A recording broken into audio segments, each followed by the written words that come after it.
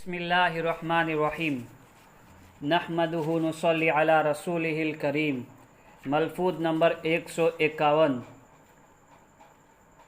दारुल देवबंद के तलबा की एक जमात आई। सुबह फजर की नमाज के बाद मुझको बुलाया और इरशाद फरमाया, कान बिल्कुल मेरे लबों से लगा दो और सुनो, ये तलबा अल्लाह की अमानत और उसका अतिया है। उनकी कदर इस नेमत का शुक्र ये है कि उनका वक्त उनकी हैसियत के मुनासिब पूरे एहतिमाम से काम में लगाया जाए और ज़रा सा वक्त भी ज़ाये न जाए। ये बहुत कम वक्त लेके आए हैं। पहले मेरी ये 2-3 बातें उन्हें पहुंचा दो। नंबर 1, अपने तमाम असातिज़ा की तौक़ीर और उन सब का अदब व एहतराम आपका खुसूसी और इम्तियाज़ी फ़रीज़ा है। आपको उनकी ऐसी ताज़ीम करनी चाहिए जैसे अइम्मा-ए दीन की जाती है, और आप लोगों के लिए इल्म नबवी के हुसूल का ज़रिया है। और जिस शख्स ने किसी को दीन की एक बात भी बतलाई वो इसका मौला हो जाता है। फिर इल्म दीन के मुस्तकिल असातिज़ा का जो हक़ है वो समझा जा सकता है। बल्कि अगर उनके दरमियान कुछ नज़ाआत भी हो तब भी अदब व ताज़ीम का ताल्लुक़ सब के साथ यकसा रहना चाहिए। खा मोहब्बत व अक़ीदत किसी के साथ कम और किसी के साथ ज़्यादा हो, लेकिन अज़मत में फ़र्क नहीं आना चाहिए और दिल में उनकी तरफ से बदी न आना चाहिए। और आम मुसलमानों का हक़ भी यही है कि अपने दिलों को साफ़ रखे। अल्लाह ताला से दुआ की जाए कि अपने दिलों को साफ़ रखा जाए। रसूलुल्लाह सल्लल्लाहु अलैहि वसल्लम फरमाया करते थे, तुम में से कोई मुझे एक दूसरे की बात न पहुंचाया करे। मैं चाहता हूँ कि जब तुम्हारे पास आऊँ तो मेरा सीना सब की तरफ से साफ़ हो।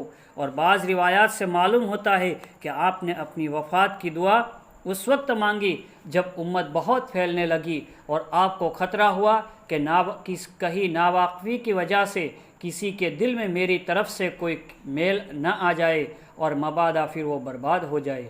इसी सिलसिले में फ़रमाया, उन चीज़ों का अज्र यानी बड़ों छोटों के हुकूक़ की रियायत का अज्र जिसका वसी नाम इस्लाह ज़ातुल बैन है, अरकान से कम नहीं है लेकिन बल्कि ज़्यादा ही है।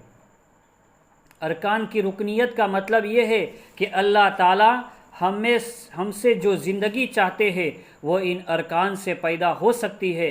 नीज़ इस इस्लाह ज़ातुल बैन का ताल्लुक़ हुकूकुल इबाद से है। और अल्लाह ताला तो अपने बंदों के हक़ में शफ़ीक़ व करीम और रऊफ़ व रहीम है। उसके करम से तो माफ़ी ही की ज़्यादा उम्मीद है, लेकिन बंदे तो ऐसे ही है जैसे तुम खुद हो। लिहाजा उनके हुकूक़ की अदायगी का मामला निहायत अहम है। और फिर इस शोबे में इल्म दीन के असातिज़ा के हुकूक़ का मामला और भी ज़्यादा नाजुक है। तो इन तलबा को मेरा एक पैगाम तो ये पहुँचाओ कि अपनी ज़िंदगी के इस पहलू की इस्लाह की ये ख़ास तौर से फ़िक्र करे। और दूसरी बात यह है कि वो हमेशा इस फ़िक्र में लगे रहे और इस फ़िक्र के बोझ के साथ ज़िंदगी गुजारे कि जो कुछ पढ़ा है और जो पढ़ेंगे इसके मुताबिक ज़िंदगी गुजरे। इल्म दीन का ये पहला लाज़मी हक़ है।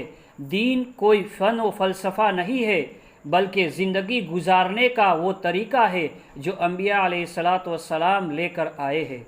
अल्लाह के रसूल सल्लल्लाहु अलैहि वसल्लम ने इल्म ला यनफ़अ से यानी उस इल्म से जो अमल पे न डाले पनाह मांगी है। और इसके अलावा भी आलिम बेअमल के लिए जो सख्त वईद कुरान व हदीस में आई है वो आपके इल्म में है। ये भी समझ लेना चाहिए कि आलिम की बेअमली नमाज न पढ़ना, रोज़ा न रखना, शराब पीना या ज़िना नहीं है। ये तो आमियों के आम गुनाह है। आलिम का गुनाह ये है कि वो इल्म पर अमल न करे और इसका हक़ अदा न करे। कुरान मजीद में उलमाए अहले किताब के मुतालिक फ़रमाया गया है, फ़बिमा नक़ज़िहिम मीसाक़हुम आखिर तक।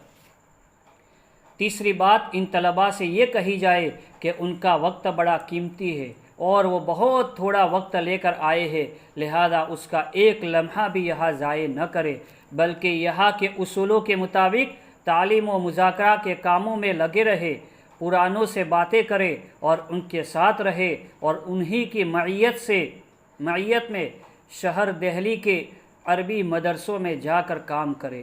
وآخر الدعوانا ان الحمد للہ رب العالمین۔